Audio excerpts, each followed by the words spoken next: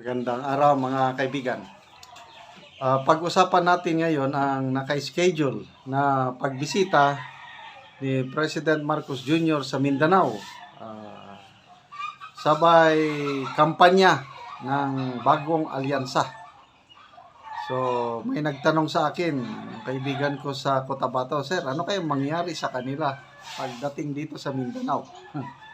Sabi ko, gawan ko yan ng reaction vlog. By the way, i-shout out ko lang ang mga kaibigan kong researchers, si Chris Torres at Eudora. Silang nagpapadala sa akin ng mga post o videos para makagawa ko ng reaction vlog. So ito, post ng Sunstar Davao. 3 hours ago, PBBM to visit Mindanao again to campaign for Alyansa senatorial candidates.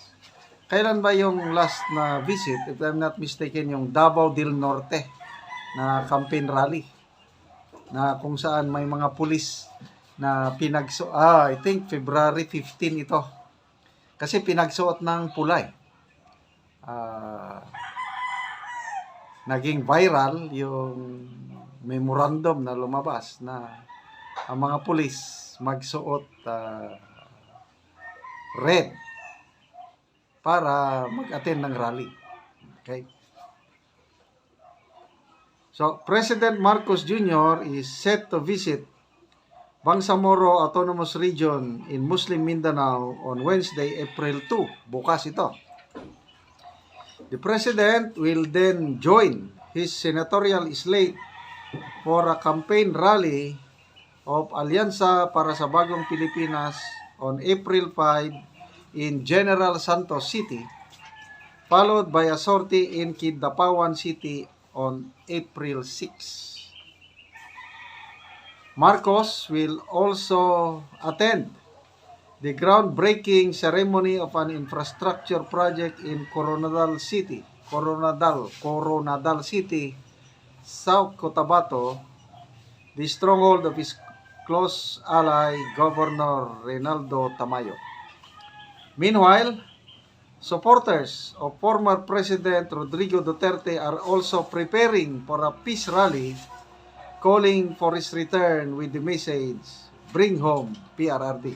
Nako, nagsabay-sabay na. Campaign rally ng Alyansa at saka "Bring home PRRD." Peace rally. Okay, unahin natin yung bukas na bisita sa BARM. I hope na huminahon ang kasi nagka-paksyon na itong MILF Yung faction ni yung dating interim chief minister Murad Ibrahim. Tama ba? Wala, hindi nila nirespeto, hindi nila yung appointment ng bagong chief minister ng BARM makakuha. So I hope na diffuse na yung tension kasi mahirap na naman kung magkagulo ang gobyerno at MILF. So mabuti rin at bisitahin ng Pangulo para maagapan kung ano man ang hindi pagkakaunawaan. Kasi yung MILF, I believe, mas marami ata doon. Hindi nila matanggap yung pag-replace kay yung dating Chief Minister Murad Ibrahim. Okay? So, it's good. Magbisita siya sa BARM. Ano pa naman? Ang aking ang daming nagraraling mga kapatid nating Muslims dyan sa BARM, mga sumusuporta kay PRRD. So sana walang kaguluhang mangyari sa pagbisita ng Pangulo. Dito naman sa campaign sortie, General Santos City, April 5 and Kidapawan. Ang alam ko, Kidapawan, malakas ang Duterte dito. Kasi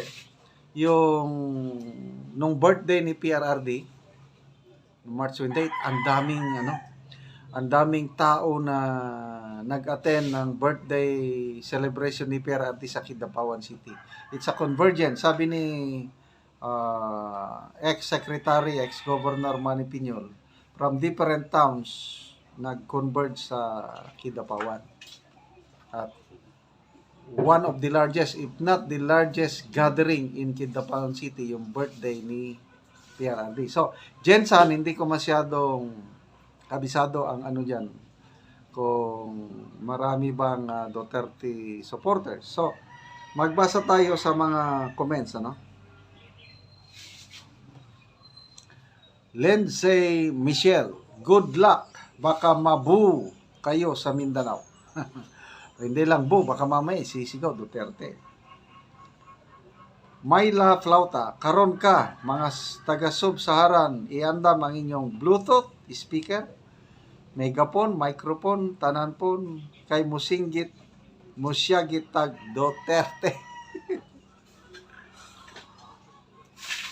Bet you bet. Please, mga people, alam nyo na ang isigaw nyo. Ha? Waiting sa video. Ito, talagang, kasi nangyari nga sa, saan ba yun? Iloilo ba yun? O ano? Yung grabe nandun. Tapos, lakas ng sigaw, Duterte, campaign rally ng Alyansa. Nakakaano yun? Kaya tapos doon naman sa Dumaguete ba yun? Yung governor. Okay, sigaw natin. BBM! BBM! Mingaw man. Wala, hindi nila mapasigaw ang mga tao kasi hindi organic eh. Either hakot o napunta lang dahil promise ng ayuda. Hindi katulad ng mga gathering ng PDP or Pro Duterte dahil organic out of heart full of gratitude, heart full of respect kay PR, kay nandun ang mga ano. Kaya pag isang ano lang, siyagit o singgit, sigaw, Duterte. Layong diferensya. Okay. Si Bedo Sinji, sabi niya, zero budget nila ang Mindanao, zero vote din sila. Marlo Asentista, dawata lang guys, unsa ihatag, pakilang pod for compliance. Robert Fordan, it's time for revenge. Kidapawan City, show your force. Attend the rally and shout, bring Duterte home. Yan po, ang aabangan natin, yung bigla na lang magsisigaw ng Duterte. So, good luck sa campaign rally ng Alyansa. Okay, mga kaibigan, salamat sa inyong pagsubaybay sa ating channel. Nakakatulong kayo ng malaki sa tribong Talandig dahil ang sweldo natin sa channel nito is pantulong sa tribo. Namimigay po tayo ng yero at pako para ma-repair ang sira-sirang bahay ng Talandig. Panoorin nyo ang video na ito. Nagtangtang na si Uncle og ato. Mag-atop na din siya karon.